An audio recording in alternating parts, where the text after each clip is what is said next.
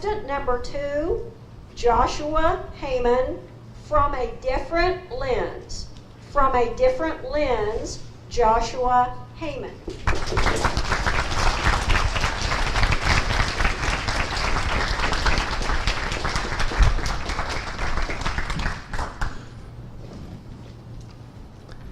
Close your eyes for a moment.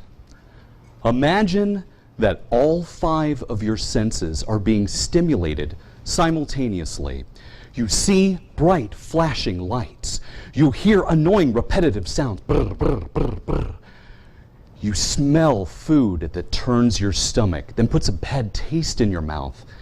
And now all of a sudden the tag on the back of your shirt feels like the legs of a centipede tap dancing on the back of your neck. Now open your eyes. Breathe deeply. It's okay, you're back. None of those things are happening. But for my 9-year-old son Brady, he's never back.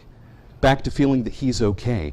Because everyday feelings like those can overwhelm him and trigger other responses that can distract him from tasks, that can create anxiety and even evoke panic. That's because my son Brady has autism spectrum disorder. In the 5 years since his diagnosis, my wife and I are still learning how he adapts to this world. And it's our job as parents to help him cope with the cacophony of information around him so that he can process it and learn to cope on his own and be a fully functioning adult. But in order to do that, we have to be able to get to his level and see life from a different lens, through Brady's eyes. The different symptoms of autism vary depending on the child or adult that has it, but Brady has a couple of significant tells. He has an irrational sense of fear in some cases, and a complete lack of fear in others. Case in point, he is so afraid of fire that he has to leave a room when a birthday cake arrives. But conversely, when we're walking in a parking lot, he'll just wander aimlessly as cars go by. Also, in order to deal with all of that messaging in his head, he does an activity called stimming. It's short for stimulating.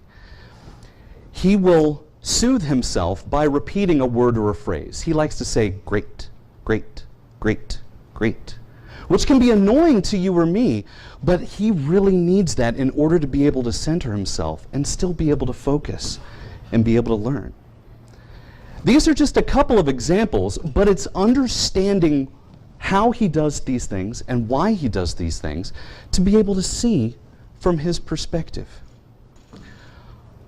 My father has had a hard time coping with the thought of his grandson having autism.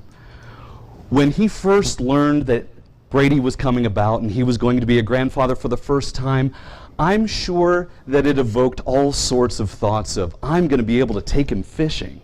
I'm going to be able to talk baseball with him and maybe even bring him to the firehouse where I volunteer. Well, those are all activities that he either won't do due to lack of caring, or can't do because they evoke negative responses. Recently, my father told me, he's just not the grandson I thought I would have.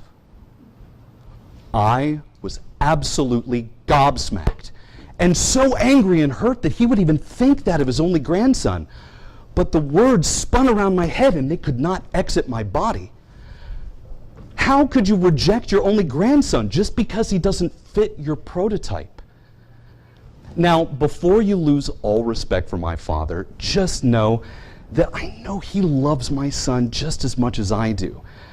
But he's just not willing to step out of his comfort zone well enough to be able to understand things from his perspective. That puts the onus on me to bring together the two males that I love the most in this world to find common ground. So I have to appeal to my father. Dad, just look at what I've learned, not only about my son, but of myself. I know that I am far too quick to anger. And understanding that when he does things like stimming, he's not doing that to be rude or to be disrespectful. Oftentimes, he just needs to be removed from a situation, or he needs to be able to feel that he can be comfortable in a space. I also know that I am an audible learner, and Brady is a visual learner, as are most children on the autism spectrum. I tend to be that person that uses 20 words when 5 will suffice. Whenever I do that, Brady tunes out. That's why visual cues are much better than audible cues. This is Brady's goodnight routine.